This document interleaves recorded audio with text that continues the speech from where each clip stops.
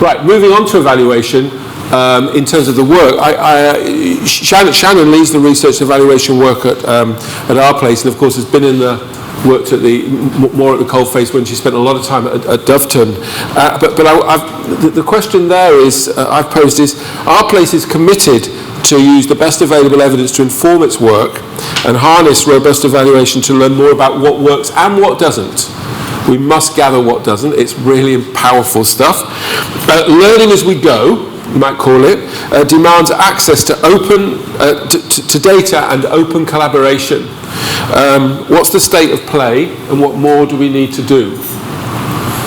Thanks, Kevin. Again, quite a loaded set of questions, and we could have a nerdy data conversation in the corner later on for anyone who's interested. Perhaps some of my colleagues would join me. I would start by saying I'm bringing a really research and evaluation lens to this set of questions, but also a passion for translating research into evidence and practice on the ground, contributing back to the evidence base. And that's fundamentally important, and it's part of the linchpin of why our place had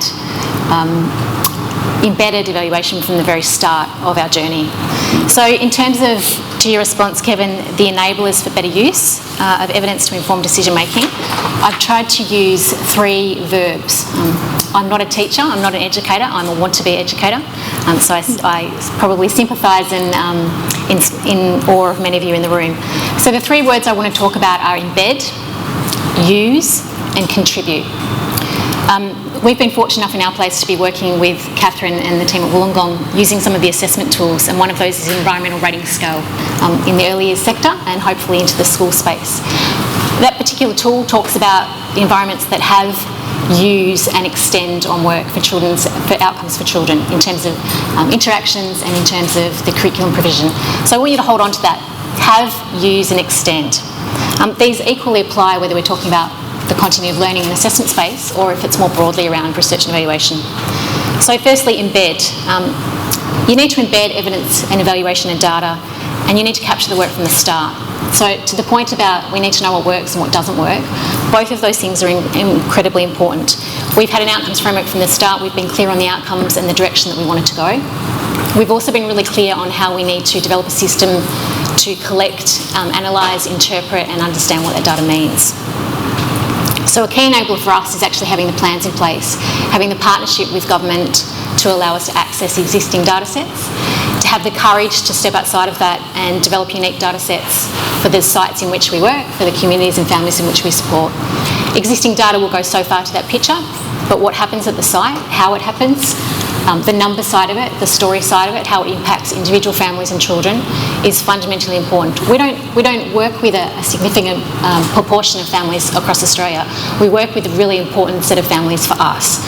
And to make change, we need to have a dedicated evaluation and research framework to support that. So accessing existing data is fantastic. Equally, the work that we do in the early years space is validating what educators know to be true for children. So the amount of times that I've sat in an earlier setting and seen and heard what educators think might be happening for children, some of these tools give them the validation and understanding that this objectively shows where a child's at. And to the point about aspirations, I've seen the educators in prep space doing some of these assessments and thought, yes, I thought they could do this and now I know. So then they can start to move up what it is they're teaching next. So the second word, so that's having it, you can have it, but what do we do with it? How do we use it? And so what we find is collecting evidence is fantastic. We've got a fat cow of data. We can continue to collect it, but we must use it. And when we're talking about that, we must put it back in the hands of the people on the ground who can use this day in, day out. So there's no point us getting to the end of a lovely long-term evaluation structure, a long and lengthy research process, if we're not using the learnings to enable change on the ground as we go. And that's an uncomfortable space. That can be quite different for the way in which we might have worked with government in the past and the way in which we've collected data and considered how we would distribute that back to people and help them understand and interpret how to use that for the change that it is we want to see. So we kind of find ourselves here now. This is the sense making. From an Our Place perspective, we're almost at the start, thanks to COVID, and put us back in a few years in where we're at. We're at the start of sense making, what that data tells us for families, for children, for the environments in which we work. We need to rely on the people on the ground to put it in context and a narrative around the numbers. We need to understand what the stories are, and we need to put it back in the hands of the particular site groups, whether it's our site partnership groups, whether it's educators and teachers, to make decisions about how to program plan for children, how to drive the systems change agenda, how to continue to contribute to the evidence base. And that leads to the last point. So if we have it, if we use it, that's great. We also must contribute that back to the evidence base and allow the rest of the sector to utilise and grow those learnings. We're in a really, really long game. But the families in which we're supporting and working with need our help yesterday. Arguably, they needed it more than 10 years ago. We've got a 10-year window of which is eating away. But I think setting up the program and the work and the conversations about access to data and the use of the data on the ground needs to be coupled with the way in which we contribute back. And you spoke about academic land, and that's one aspect. But I think we need to be wiser about how we communicate the work back so that everybody can leverage off that. We are not the only people in this space doing this work, and nor will we ever be. So many of our sites will have different experiences, but we must be in the position to hand the work back in the long term and actually have contributed to a sector much beyond us. So in your answer to your question, what's the state of play and what do we need to do? In my mind, the evidence is pretty clear about why OP exists. We've already spoken about that. The evidence shows that the level of vulnerability and the outcomes for children in families, in OP communities and others is as in need at any time. It will be a missed opportunity if we arrive at the end of our privileged funding period and that we've not shifted the needle, or we've done the same as what we've always done, or Julius is in the audience, or if no is not an answer, it's just feedback. We live by that motto in Our Place. It's not what we want, we need to actually shift that.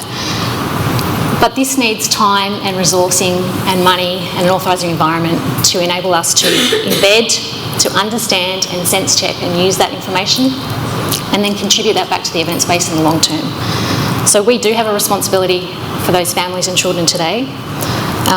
We know it will take a long time, but the time is now. Well, the time was actually gone, so we must act now. Let the state of play not look now like this in 10 years' time.